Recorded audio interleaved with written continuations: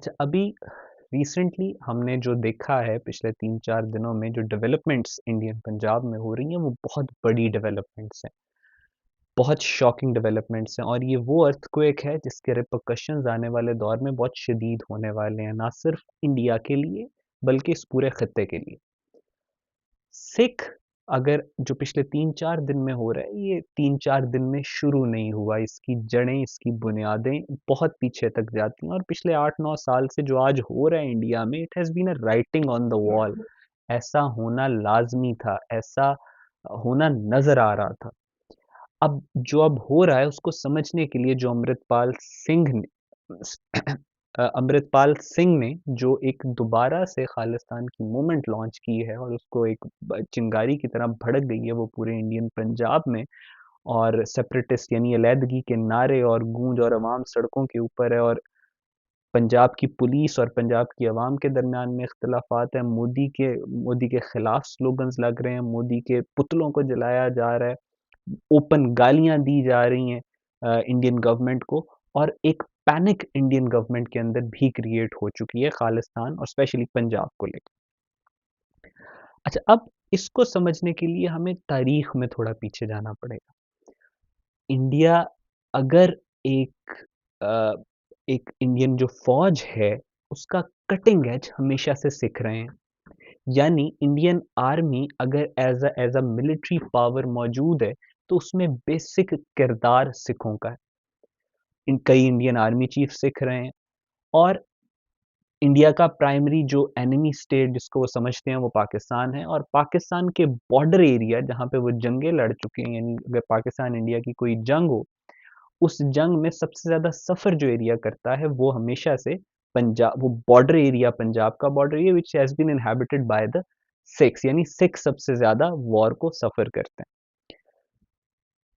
1947 में भी सिखों के पास एक ऑप्शन थी कि वो या पाकिस्तान या वो अलहदा रहना चाहें या वो इंडिया के साथ मिलना चाहें। उस वक्त भी they opted to stay with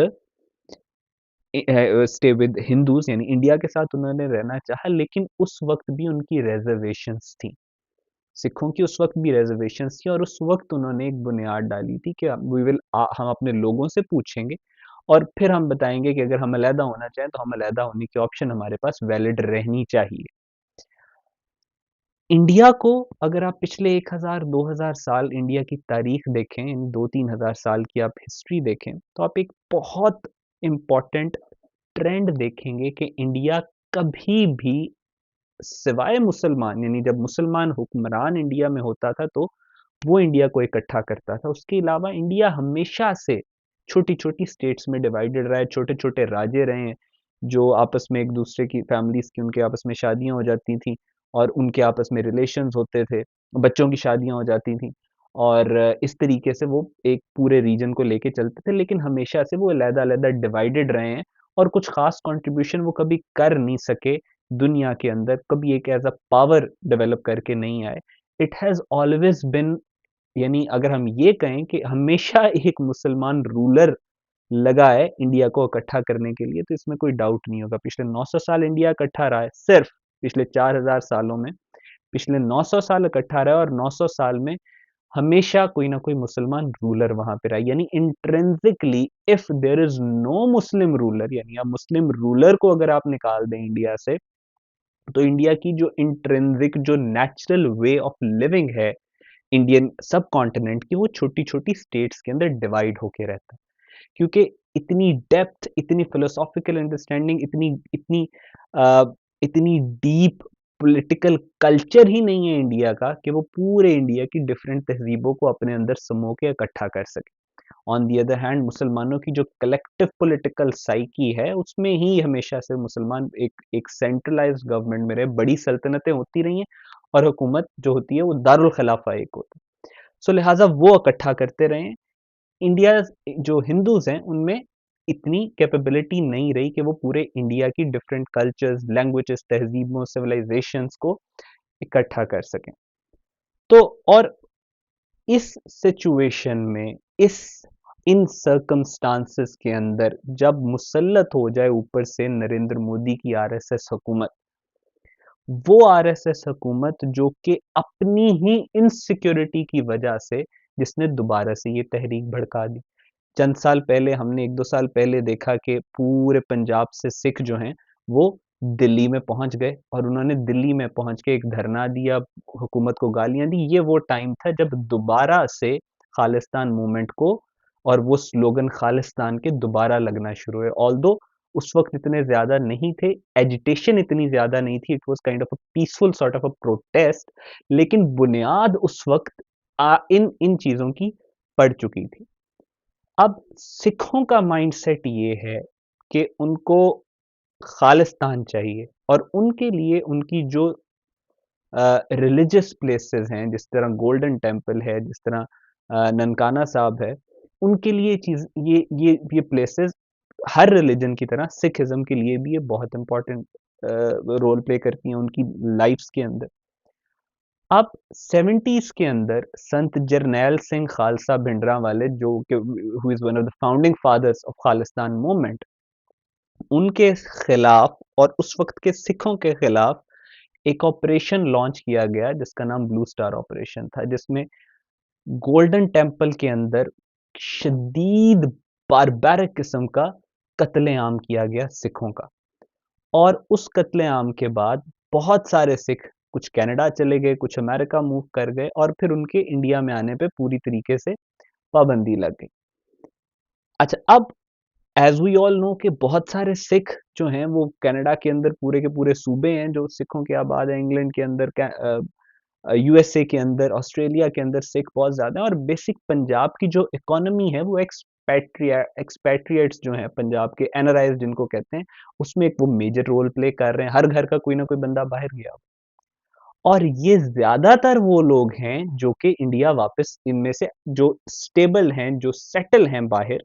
वो लोग हैं जो इंडिया वापस नहीं आ सकते, जो कि खालिस्तान मूवमेंट की वजह से जिनको बाहर निकाल दिया गया और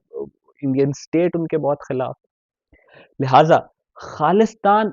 अभी भी उसी तरह इंडिया के अंदर मौजूद था but on a subliminal level. लेकिन जब मोदी की हुकूमत आई तो सिख इतने एक क्लेवर कौम है जिन्होंने ये बात का इदराक उनको हो गया कि अभी वो मुसलमानों के खिलाफ हैं और नारा क्या लग रहा है, अखंड भारत एक हिंदू राष्ट्र बनाना है और हमने जो है मुसलमानों को खत्म कर देना है। But the six they know they know this for sure कि अगर मुसलमान चले गए तो उसके बाद अगली बारी सिखों की है। और सिखों को बहुत चीप और घटिया किस्म के टैक्टिक्स यूज करके भी इनको स्नब करने की कोशिश की। जैसे इंडियन पंजाब के अंदर नशा जो स्टेट है उसने बहुत ज़्यादा स्टेट स्पॉन्सर्ड जो ड्रग एडिक्शन है उसको बहुत ज़्यादा किया गया। उसके अलावा इनको आगे नहीं आने दिया जा रहा और मोदी के आने के बाद स्पेशली जो मोदी की इनसिक्योरिटी थी खालिस्तान मूवमेंट को लेके कि कहीं पे खालिस्तान मूवमेंट दोबारा से ना भड़क जाए, उसी इनसिक्योरिटी की वजह से जो रेडिकल मेयर्स नरेंद्र मोदी और इसकी हुकूमत ने लिए और फिर उसके बाद जो फैशिस्ट स्लोगन्स इसने दिए, उन सारे स्लोगन्स की बुनियाद पे उस फैशिस्ट रिजीम के टैक्टिक्स की वजह से, उसकी फैशिस्ट स्टेटमेंट्स की वजह से, उसके फैशिस्ट कामों की वजह से और उसकी इनसिक्योरिटी की वजह से आज खालिस्तान मूवमेंट बहुत तेजी के साथ फैल रही है इंडिया में and it is inevitable knowing the history of India, knowing the present status of the Indian government, knowing the current circumstances of the region,